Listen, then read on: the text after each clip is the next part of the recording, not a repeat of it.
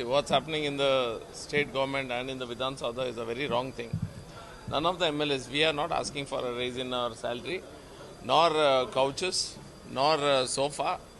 We are just asking them, first you pay the salaries of the PAs of MLAs that you have not been paying properly.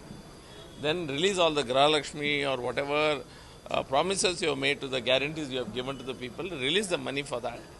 Contractors are crying there because crores of their fund is stuck, and there's a big scam where you are asking. There's a big corruption scam going on where you are asking percentage for releasing the money for the work they've already done. We didn't ask money for the Constitution Club or anything like that. First, you handle the problems of the people of Karnataka, then you can think about all these luxury items. That's our take on that. Sir, Ravi Ganika has slammed Rashmika Mandana, stating that she doesn't know where is Karnataka, and she claims that she's from Hyderabad and she'll not attend the film festival. She said that we need to teach her a lesson.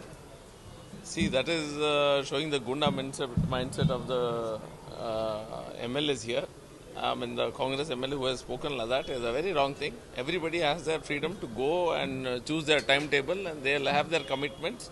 Sometimes they can come, sometimes they can't come, as if their chief minister and the deputy chief minister and the ministers come to all the programs. Even they can't come to many important programs. They also don't come because they have other engagements.